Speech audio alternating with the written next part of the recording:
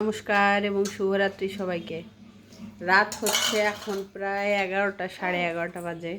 তো হচ্ছে মামুনির বাবা হচ্ছে বাড়িতে গিয়েছিল। তো বাড়ির থেকে হচ্ছে একদম পুরো একটা বাজার তুলে দিছে। দেখুন অবস্থা, এই হচ্ছে অবস্থা। এর জন্যই হয়তো বা মানুষ বলে যে বাবা মার ভালোবাসা। অনেকে আবার এখানে স্বার্থও খুঁজবে, বলবে হ্যাঁ সব ভালোবাসা শুধু তোমার বাপের বাড়ির থেকেই পাঠায়। না রে ভাই, সত্যিই বলতেছে, এটাও ভাগ্যের ব্যাপার। এইখানে হচ্ছে সবগুলাই হচ্ছে 30টা হচ্ছে হাঁসের ডিম। এরকম হচ্ছে সে যতবারই বাড়ি যায় ততবারই নিয়ে আসে। আর এইখানে হচ্ছে মুরগির ডিম 30টা। জামাই জামাই পছন্দ করে হচ্ছে এই ছোট বেগুন, তার জন্য হচ্ছে শাশুড়ি আম্মা তার জন্য বেগুন পাঠাই দিছে। আবার মেয়ে বলছে যে হচ্ছে আমার মার কাছে যে পাট শাক খাবে, তার জন্য আবার স্পেশাল পাট শাক পাঠাই দিছে 2 পোটলা। জামাই হচ্ছে শাক খাইতে পছন্দ করে, পুঁই শাক দিয়ে দিছে। আর সব থেকে হচ্ছে স্পেশাল জিনিস এইটা, আমার বাবার গাছের হচ্ছে লেবু। এই লেবু হচ্ছে যে একবার খাবে সে এই লেবু দ্বিতীয়বার খাওয়ার জন্য বলবে। এই লেবুটা এমন, এটা হচ্ছে একদম দেশি কাগজি লেবু। এটা আমি আমার আত্মীয় স্বজন বলেন বা যেই হোক, আমি যাকে একবার এই লেবুটা খাওয়াইছি সে হচ্ছে দ্বিতীয়বার এই লেবুর কথা আমাকে অনেকবার বলছে। তো এইগুলা হচ্ছে অনেকগুলাই পাঠাইছে লেবু। মা বাসায় আসছিল তখন দেখে গেছে হচ্ছে সরিষা শেষ হয়ে গেছে আমার, তার জন্য হচ্ছে সরিষা পাঠাই দিছে। পুঁই শাকের পাতা, এটা হচ্ছে বড়া খাইতে খুব মজা। এটা হচ্ছে পানি কচু, আপনাদের এলাকায় কে কী বলেন জানি না।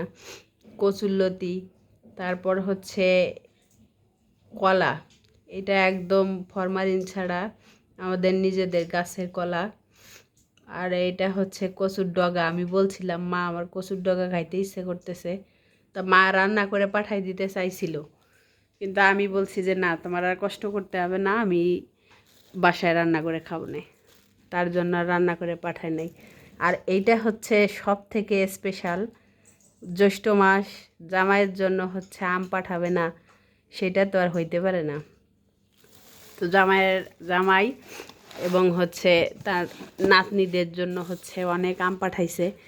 আর আমার জন্য স্পেশাল, এখানে হচ্ছে আমার শ্বশুরবাড়ির আমও আছে, এখানে হচ্ছে আমার শাশুড়িও আমার জন্য আম পাঠাইছে।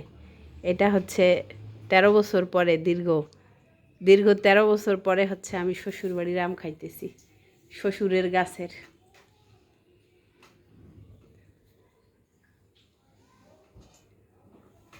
তো একদম মনে হচ্ছে কি একটা বাজার পুরা উঠাই নিয়ে আসছি। আমার যে এটা যে সে হচ্ছে মানে এত কিছু পাঠাইছে, এটা দেখানো সেটা না, এর ভিতরে কত ভালোবাসা, আদর, যত্ন, মায়া, মমতা জড়িয়ে আছে, সেটা একমাত্র হচ্ছে একটা মেয়েই বুঝতে পারবে। আর যে পাঠিয়েছে, বাবা মা, অনেকে বলে যে বিয়ের পরে হচ্ছে বাবার মানে ভাই যখন বিয়ে করে তখন হচ্ছে বাবার বাড়িতে কোনো কদর থাকে না, কিন্তু এটা সব ক্ষেত্রে প্রযোজ্য না, সবার ক্ষেত্রে না। এখনও আমি অনেক লাকি, আমার ভাই 4 বছর, 4.5 বছর বিয়ে করছে, তারপরে হচ্ছে আমি বাবার বাড়ির থেকে এত জিনিস পাই, এটাও একটা ভাগ্য। ভাইয়ের বউ ভালো না হইলে তো আর হচ্ছে এগুলা পাইতাম না, স্বাভাবিক কথা এটা। এখন ওই আদর যত্নটা পাই, জানি না এই আদর যত্নটা কতদিন থাকবে।